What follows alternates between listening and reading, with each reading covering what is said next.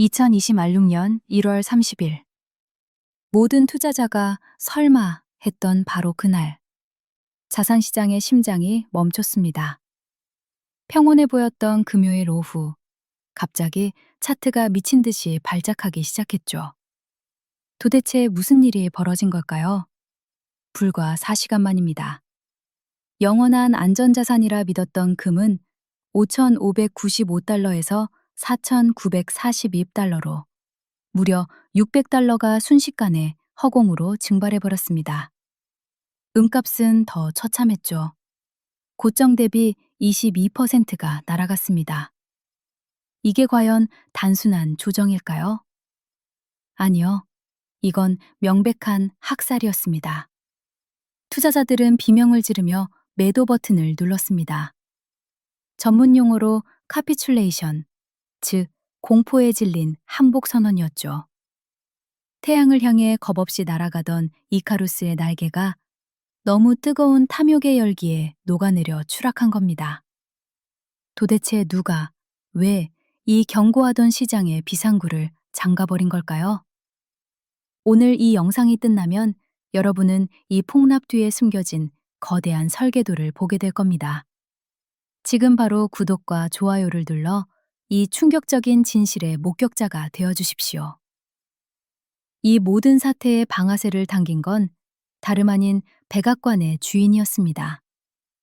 도널드 트럼프 대통령이 지명한 단 한 사람의 이름이 월가의 핵폭탄급 충격을 던진 겁니다. 바로 케빈 워시입니다.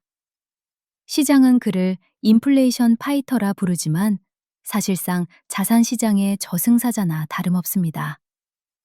비둘기파가 비를 뿌려주길 기다리던 시장에 날카로운 발톱을 가진 매 한 마리가 날아든 셈이죠. 그가 지명되자마자 시장은 본능적으로 깨달았습니다. 아, 이제 공짜 돈 잔치는 끝났구나. 그의 등장은 곧 고금리와 강달러를 의미했고, 이는 이자가 한 푼도 나오지 않는 금액에는 사형선고나 마찬가지였던 겁니다. 케빈 워시라는 이름이 호명되자마자 시장의 반응은 즉각적이고 잔인했습니다. 달러 인덱스를 보십시오. 95.55에서 순식간에 96.9로 수직 상승했습니다. 이게 단순한 숫자로 보이십니까? 천만의 말씀입니다. 금과 달러는 영원한 앙숙, 즉 시속게임의 운명을 타고났습니다.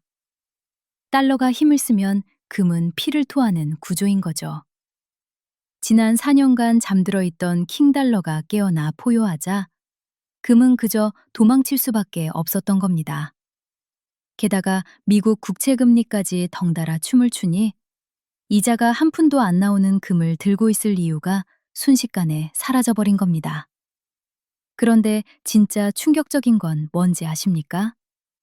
보통 주식이 폭락하면 안전자산인 금은 올라야 한다는 게 우리의 상식 아닙니까? 하지만 그날은 달랐습니다. 비밀은 바로 마진콜이라는 죽음의 호출에 있습니다. 마이크로소프트가 실적 쇼크로 12% 가까이 폭락하자 빚을 내서 투자한 기관과 큰손들은 패닉에 빠졌습니다. 당장 손실을 메울 현금이 필요해진 거죠. 그들의 눈에 들어온 게 뭐였을까요? 바로 유일하게 수익이 나 있던 금이었습니다. 살기 위해 팔아야만 했던 겁니다. 시장은 현금을 빨아들이는 거대한 진공청소기가 되어 금고에 있던 금덩이까지 모조리 삼켜버린 셈이죠. 여기에 결정타를 날린 또 하나의 사건이 있습니다. 바로 공포값의 소멸입니다. 시장은 미국 정부 셧다운이라는 시한폭탄을 걱정하며 보험용으로 금을 쥐고 있었죠. 그런데 허무하게도 여야가 극적 합의를 하며 폭탄이 해체된 겁니다. 전쟁터에서 비싼 방탄조끼를 입고 있었는데 갑자기 평화가 찾아온 꼴이랄까요? 이제 무겁기만 한 방탄조끼, 즉 금을 더 이상 들고 있을 이유가 순식간에 사라진 겁니다.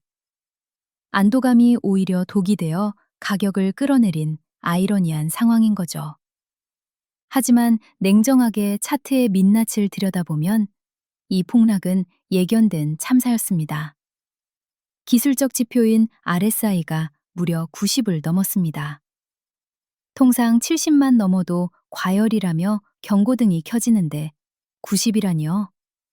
이건 엔진이 터지기 직전까지 가속 페달을 밟았다는 뜻입니다. 트럼프와 케빈 워시는 그저 이미 불타오르고 있던 엔진에 기름을 부었을 뿐입니다. 탐욕에 눈이 먼 시장은 폭주하다가 결국 물리법칙에 의해 강제로 멈춰선 겁니다. 터질 게 터진 거죠. 금이 비명을 질렀다면 은은 그야말로 즉사했습니다. 하루 만에 14%가 넘게 폭락하며 차트에서 지워질 뻔했으니까요. 은은 귀금속이기도 하지만 반도체와 태양광 패널에 없어서는 안 될 산업의 피이기도 합니다. 그런데 마이크로소프트의 실적 부진이 AI 거품론에 불을 지피자 시장은 은을 단순한 보석이 아니라 재고가 남아돌 산업 쓰레기로 취급하기 시작한 겁니다. 여기에 기계적으로 매매하는 비컴 지수의 로봇들이 매도 물량을 쏟아내자 은은 반등 한번 못 해보고 그야말로 처참하게 짓밟혔습니다. 자, 이제 차트는 망가졌습니다. 심리적 마지노선이었던 5,000달러가 힘없이 깨져버렸죠. 물론 장기적인 상승 추세가 완전히 끝난 건 아닙니다. 하지만 전문가들은 이제 4,550달러까지 지옥문이 열려 있다고 경고합니다. 건전한 조정이라기엔 상처가 너무 깊고 피를 너무 많이 흘렸습니다. 명심하십시오. 하락장에서 가장 무서운 말은 여기가 바닥이겠지라는 막연한 기대입니다. 오늘의 바닥이 내일의 지하실이 될 수 있다는 섬뜩한 사실을 잊어서는 안 됩니다. 이번 폭락을 단순히 지나가는 소나기라고 착각하지 마십시오.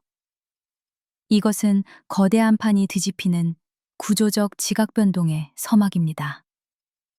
연준의 주인이 바뀌고 백악관의 주인이 바뀌는 이 시기에 자산시장의 질서는 뿌리부터 흔들리고 있습니다. 과거의 공식이 더 이상 통하지 않는 레짐 체인지가 시작된 겁니다.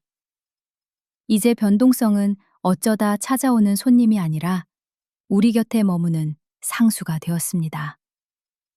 안전벨트를 매지 않은 자에게 시장은 더 이상 자비를 베풀지 않을 겁니다. 자, 마지막으로 묻겠습니다. 당신의 포트폴리오는 2026년의 거친 파도를 견딜 준비가 되셨습니까? 무조건적인 존버는 아집이고 공포에 질린 손절은 자멸입니다. 지금 필요한 건 냉철한 현금 비중 조절과 바닥을 확인하고 들어가는 인내심 뿐입니다. 시장은 감정이 없지만 투자자는 감정에 휘둘립니다. 부디 오늘 흘린 피를 잊지 마십시오. 그것이 훗날 당신이 기회를 잡을 때 지불해야 할 가장 비싼 수업료였음을 깨닫게 될 테니까요.